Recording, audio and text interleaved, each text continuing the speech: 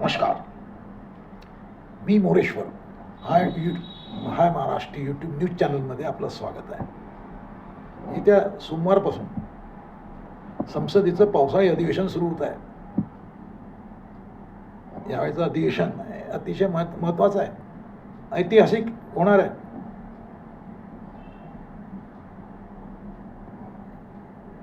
कारण या अधिवेशनात महत्त्वाची बिलं येत आहेत. त्यातलं एक बिल आहे महिलांचं आरक्षण. तिथे गेल्या वेळेलाच मंजूर झालं होतं. दुसरं विधेयक आहे मतदारसंघांची पुनर्रचना, फेररचना. प्रत्येक राज्यात 50% जागा वाढणार आहेत, लोकसभेच्या, विधानसभेच्या. आता याला दक्षिणेतल्या राज्यांचा विरोध आहे. दक्षिणेतली राज्य लहान लहान आहेत, जागा कमी आहेत, त्यामुळे त्यांची जागा कमी वाढणार आहेत, साहजिक आहे. पण इकडे उत्तर भारतात उत्तर प्रदेश आहे, लोकसभेच्या 80 जागा आहेत.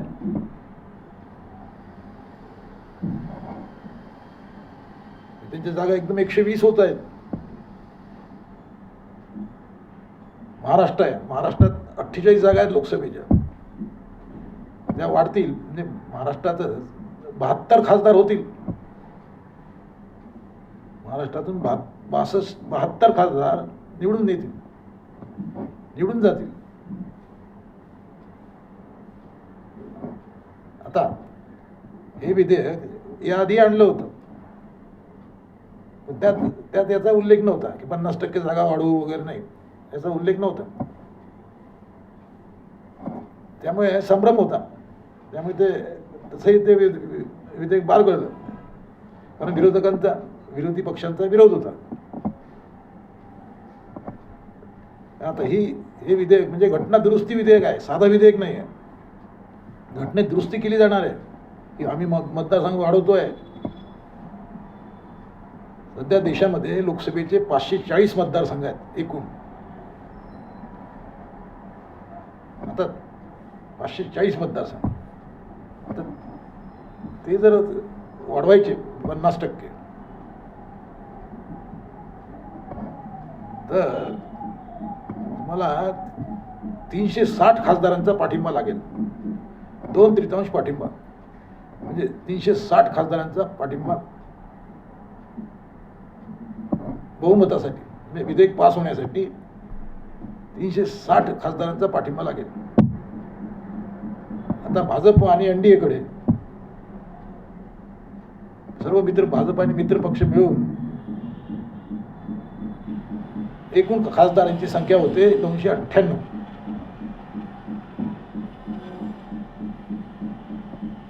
आता 2/3 खासदार जमवायचे, यासाठी भाजपने, मोदी शहांनी फार आधीपासून तयारी चालवली आहे.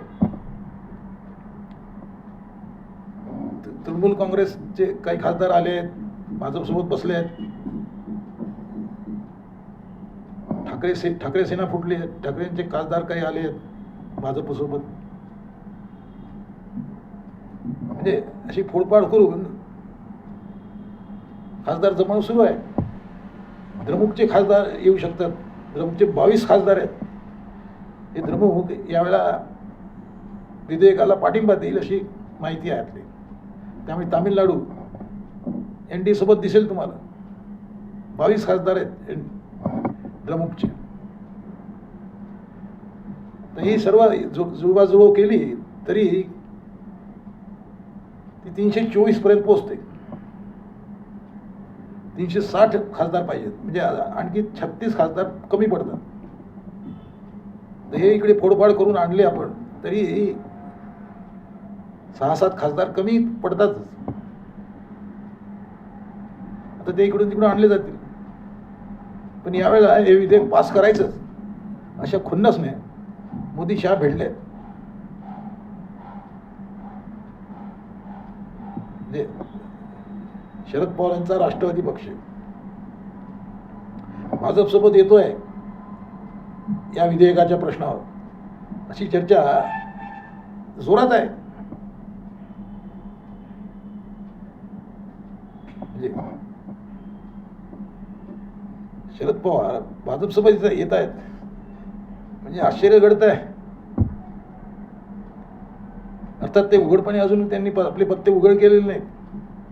सुप्रिया सुळे आज पत्रकारांशी बोलल्या, ते म्हणाले की आमचे नवीन बिल आमच्याकडे आलेलं नाही अजून, ते बिल आल्यावर आम्ही चर्चा करू इंडिया आघाडीमध्ये आणि नंतर निर्णय करू.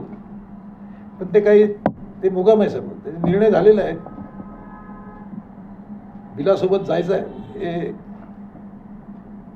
कारण जातील कुठं, म्हणजे आता किती विरोधी पक्षात बसून पत्ते खेळण्याशिवाय काही दुसरा उद्योगच राहिला नाही.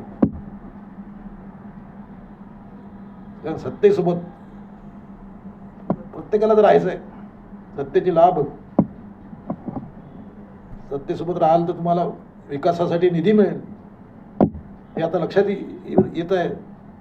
ही फुटपाथ जी आहे ती त्यासाठीच आहे. त्यामुळे हे जे एकूण 2/3 बहुमत पाहिजे आहे, त्या 2/3 बहुमतापर्यंत यावेळेला NDA म्हणजे भाजप आणि मित्रपक्ष पोचतील, असं एकंदर म्हणजे मोदी शहांची व्यूहरचना जी आहे ती त्याच स्टाईलने. आता पवार कॅम्पने अजून आपले पत्ते उघड केलेले नाहीत.